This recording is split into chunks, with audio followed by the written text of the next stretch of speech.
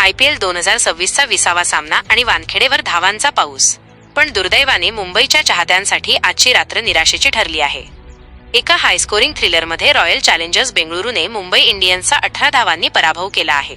काय घडलं या हाय व्होल्टेज सामन्यात, पाहूया या विशेष रिपोर्टमध्ये. त्यासाठी व्हिडिओ शेवटपर्यंत पहा. नाणेफेक जिंकून मुंबईने प्रथम गोलंदाजीचा निर्णय घेतला, पण RCBच्या फलंदाजांनी हा निर्णय पूर्णपणे चुकीचा ठरवला. सलामीवीर फिल साल्टने केवळ 36 चेंडूत 78 धावा कुटत वादळी सुरुवात केली.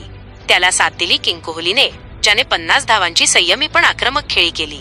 पण खऱ्या अर्थाने गेम बदलला तो रजत पाटीदारने.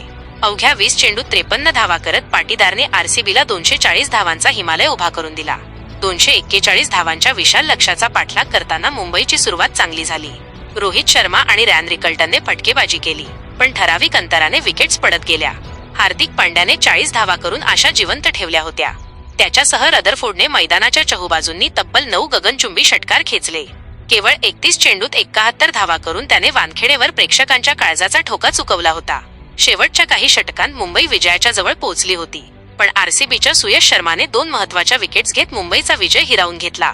अशा प्रकारे मुंबईचा 18 धावांनी पराभव झाला. मित्रांनो, हा फलटणचा या स्पर्धेतील सलग 3रा पराभव ठरला आहे.